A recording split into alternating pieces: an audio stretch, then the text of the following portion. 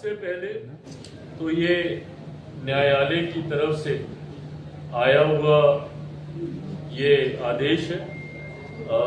मैं कोई भी बात ऐसी नहीं कहूँगा जो कि कंटेम्प्ट ऑफ कोर्ट हो, बट हाँ इस बात पर हम लोग की आपत्ति जरूर है और लोक जनशक्ति पार्टी रामविलास की तरफ से हम लोग सुप्रीम कोर्ट में हम लोग एक पुनर्विचार याचिका भी हम लोग दाखिल करने जा रहे हैं। जिस तरीके से रिजर्वेशन विद इन रिजर्वेशन के प्रावधानों को सुप्रीम कोर्ट के द्वारा दिए जाने की संभावनाएं खोली गई हैं। पहली बात तो जब अनुसूचित जाति की बात आती है, इस बात को मैं स्पष्ट कर दूं कि अनुसूचित जाति में ऐसी जातियां हैं, ऐसी कास्ट को शेड्यूल किया गया है संविधान में जिनका आधार अनटचेबिलिटी रहा है। शेड्यूल कास्ट का आधार कतई और कभी भी शैक्षणिक अव्यवस्था नहीं रही, उनका आधार कभी भी आर्थिक नहीं रहा, इसका आधार हमेशा से अनटचेबिलिटी ही रहा है। इसमें हमारे संविधान में ऐसी जातियों को शेड्यूल कास्ट के तहत शेड्यूल किया गया है जो कहीं ना कहीं कभी ना कभी छुआछूत का शिकार रही है। तो ऐसे में रिजर्वेशन विद इन रिजर्वेशन का कंसेप्ट शेड्यूल कास्ट में आ ही नहीं सकता। क्रीमी लेयर का प्रावधान शेड्यूल कास्ट में कभी आ ही नहीं सकता है क्योंकि इसका आधार ही अनटचेबिलिटी रहा है। सुप्रीम कोर्ट के ऑब्जर्वेशंस को मैंने पढ़ा है और उसमें कहीं पर भी अनटचेबिलिटी का जिक्र नहीं किया गया। भाई आज की तारीख में भी ये उदाहरण हम लोग को देखने को मिलते हैं कि एक दलित समाज से आने वाले युवा को भी घोड़ी पर चढ़ने से रोका जाता है। एक दलित समाज से आने वाले परिवार को मंदिर में प्रवेश करने से रोका जाता है। कई ऐसे उदाहरण हम लोग के सामने हैं जहां पर संपन्न लोग भी जो कहीं ना कहीं समाज में एक अच्छी पहचान बना चुके हैं, वो लोग भी जो दलित समाज से आते हैं जब मंदिर में जाते हैं तो मंदिर धुलवाया जाता है। तो आज भी इस तरीके के भेदभाव को प्रैक्टिस किया जा रहा है। तो जब भेदभाव छुआछूत के आधार पर हो रहा है, ये भेदभाव कहीं शिक्षा के आधार पर नहीं हो रहा, ये भेदभाव कहीं आर्थिक दृष्टि से नहीं हो रहा है कि भाई आर्थिक तौर पर आप सक्षम हो गए तो अब कोई भेदभाव नहीं होगा।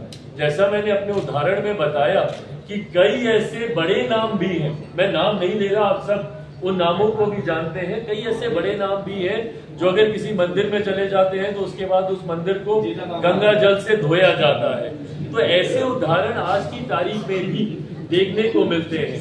तो जब ये उदाहरण है तो ये दर्शाते हैं कि ये जो भेदभाव हो रहा है ये आपकी आर्थिक दृष्टि पर नहीं हो रहा या आप कितने कामयाब हो गए हैं अपने क्षेत्र में उसको लेकर नहीं हो रहा।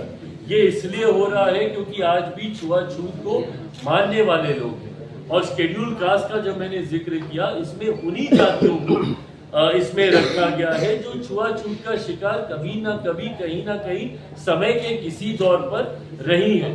तो जब आधार आपका छुआछूत है तो ऐसे में क्रीमी लेयर का प्रावधान या रिजर्वेशन विद इन रिजर्वेशन का प्रावधान हो ही नहीं सकता है। इसीलिए मैं और मेरी पार्टी लोक जनशक्ति पार्टी इससे असहमति रखती है और इसीलिए हम लोगों ने पुनर्विचार याचिका सुप्रीम कोर्ट में हम लोग आने वाले दिनों में हम लोग दाखिल करने। क्या अध्यादेश का भी आप मन में सोच रखे सर कि अगर वो भाई देखिए, मैं सरकार का हिस्सा हूँ और मेरे पास सरकार के भीतर इन चर्चाओं को करने की गुंजाइश मुझे मिलती है।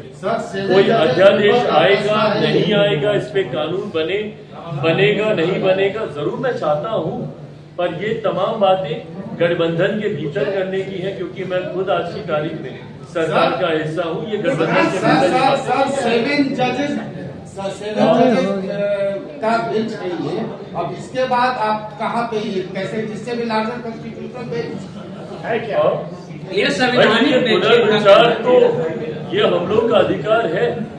हम लोग किसी भी जजमेंट को लेकर पुनर्विचार के लिए कोई भी व्यक्ति हो, कोई भी संगठन हो, कोई भी संस्था हो, जो उससे सहमति नहीं रख सकती है, ये एक कानूनी अधिकार है हम लोग के पास, जिसका इस्तेमाल हम लोग जरूर करेंगे। ये कास्ट सेंसस के बिना ये हो सकता है क्या? कोटा विदिन कोटा की बात हो रही है, इवन कि कौन पिछड़े में पीछे रह देखिए, गया। पहली बात तो ये दो विषय ऐसे हैं जिसको आप जोड़कर देख रहे हैं।